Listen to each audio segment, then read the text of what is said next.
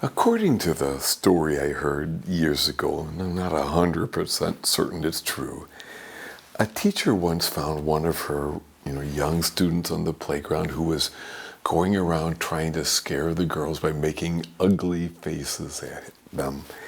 And so she stopped to gently remind the boy, that's not a good thing to do.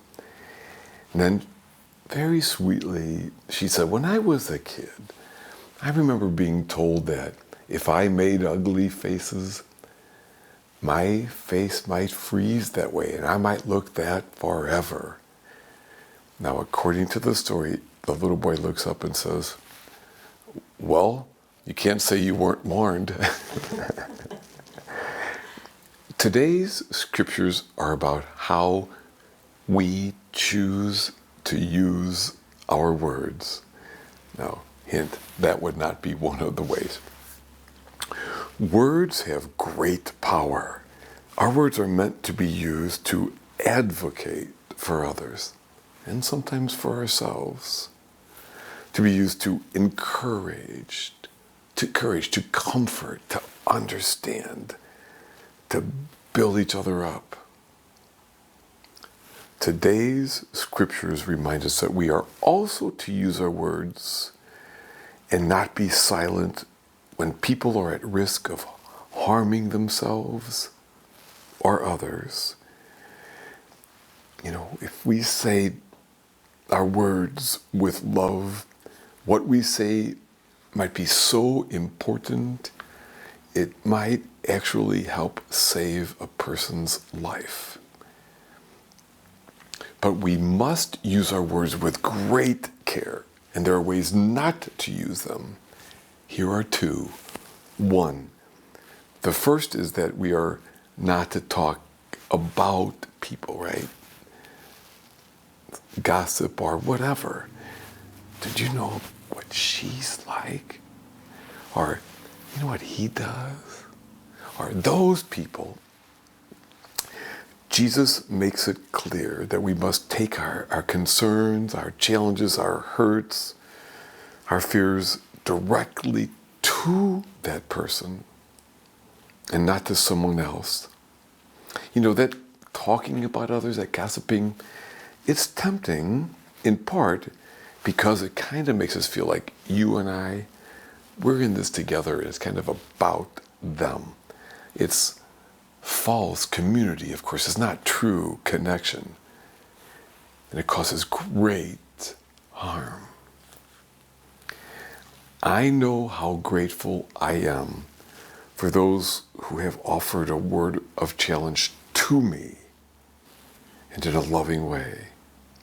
But talking about me behind my back does no good.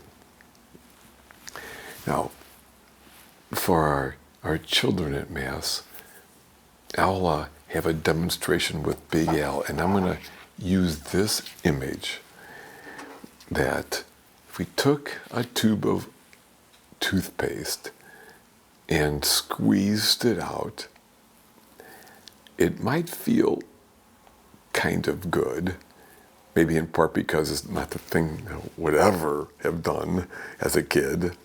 And I could almost hear Mom's saying, after she was mad and said how wasteful that was, then looking at me, okay, now take that toothpaste and put it back in the tube. Thing is, I can't, Mom. So it is with our hurtful words about somebody. You can't put them back in the tube, so to speak. Can't. Word gets spread one to another.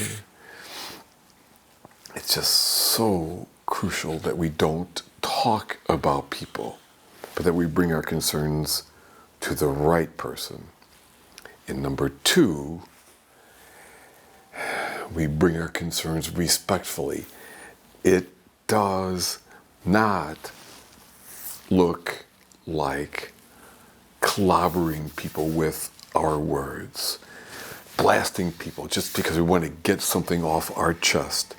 If the reason we want to say something is to get it off our chest, we probably shouldn't say it. It just seems to be a growing trend to be brutal with our words. We use them to clobber people. It's just awful. I mean, the world is filled with all too many people thinking we know just what is wrong with everybody else, and we're anxious to blast them on the way. I mean, since when did we think that's okay? And I kind of get why it's so popular. It really keeps us from looking at our own weakness if we're blasting those people for what's wrong with them. Though it might actually, on some level, a little bit feel good in the moment, it causes great harm and division. We seem to just get more and more vitriolic, and it tears down the body of Christ. It hurts my heart. So the second thing we don't do is blast people, vilify them, attack them with our words. So instead of those two things, as people of Christ's way, how do we use our words? What does it look like? Among the important things, these four, the first of which might even be the most important. First of all, we presume the best of the other person.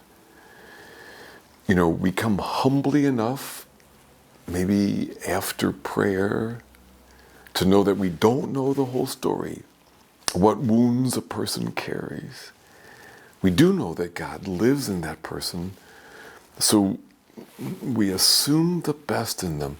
That will typically quiet our hearts enough to be able to come from a place of love when we speak.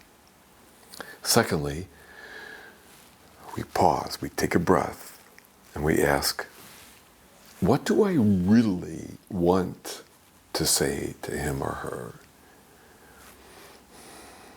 And what don't I want to say? I often take time to write it out. So I say what I want to say, and in the way that might be the most likely to do some good, and so they don't say other stuff.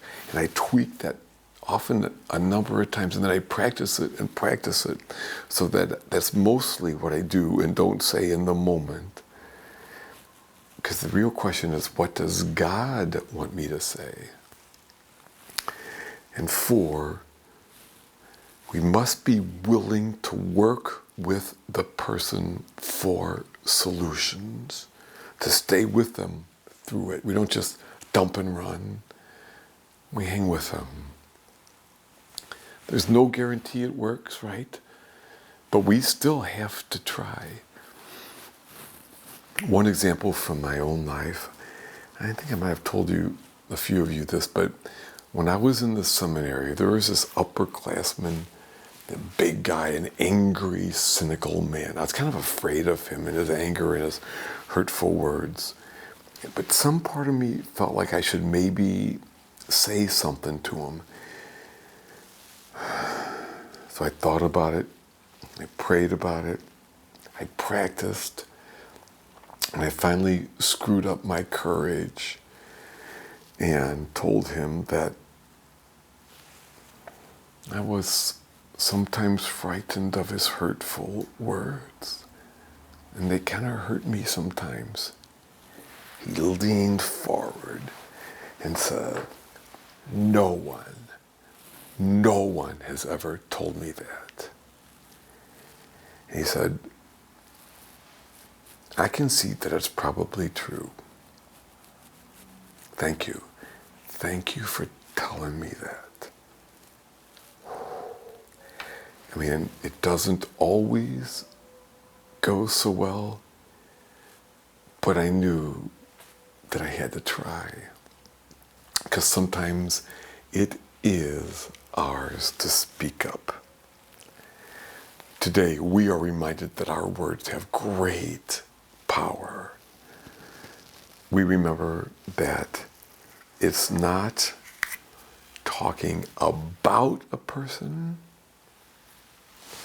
It's not blasting them with our words because that feels good.